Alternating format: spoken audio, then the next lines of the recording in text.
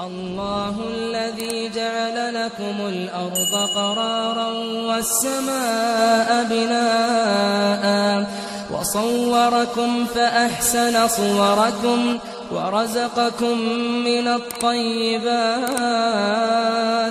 ذلكم الله ربكم فتبارك الله رب العالمين هو الحي لا إله إلا هو فادعوه مخلصين له الدين الحمد لله رب العالمين قل إني نهيت أن أعبد الذين تدعون من دون الله لما جاءني البينات من ربي وأمرت أن أسلم لرب العالمين هو الذي خلقكم من تراب ثم من نطفة ثم من علقة ثم يخرجكم طفلا ثم لتبلغوا أشدكم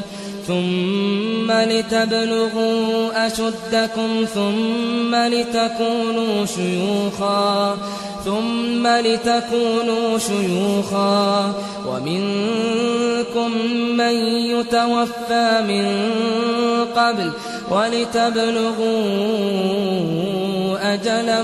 مسمى ولعلكم تعقلون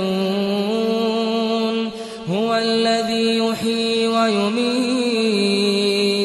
فإذا قضى أمرا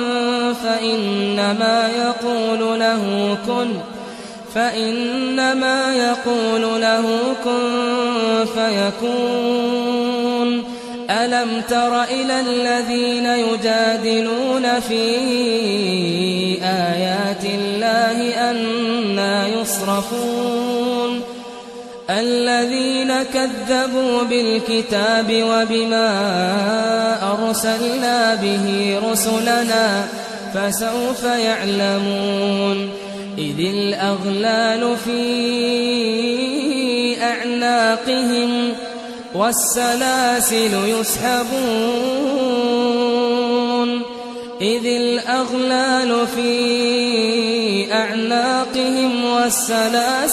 يسحبون في الحميم ثم في النار يسجرون ثم قيل لهم أين ما كنتم تشركون من دون الله قالوا ضلوا عنا بل لم نكن ندعو من قبل شيئا كذلك يضل الله الكافرين ذلكم بما كنتم تفرحون في الأرض بغير الحق وبما كنتم تمرحون ادخلوا أبواب جهنم خالدين فيها فبئس مثوى المتكبرين فاصبر إن وعد الله حق فإما نرينك بعض الذي نعدهم أو نتوفينك فإلينا يرجعون ولقد أرسلنا رسلا من قبلك منهم من قصصنا عليك ومنهم من لم نقصص عليك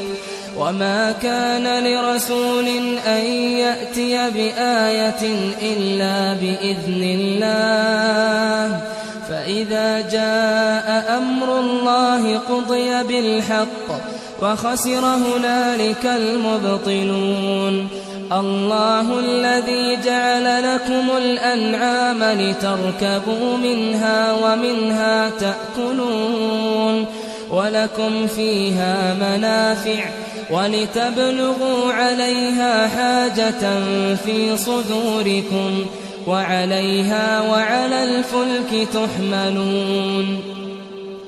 ويريكم آياته فأي آيات الله تنكرون أفلم يسيروا في الأرض فينظروا كيف كان عاقبة الذين من قبلهم كانوا أكثر منهم وأشد قوة وآثارا في الأرض فما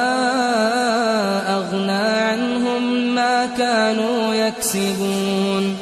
فلما جاءتهم رسلهم بالبينات فرحوا بما عندهم من العلم وحاق بهم ما كانوا به يستهزئون فلما رأوا بأسنا قالوا آمنا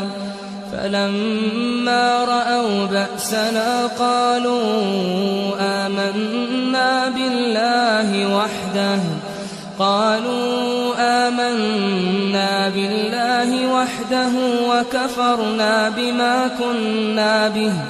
وكفرنا بما كنا به مشركين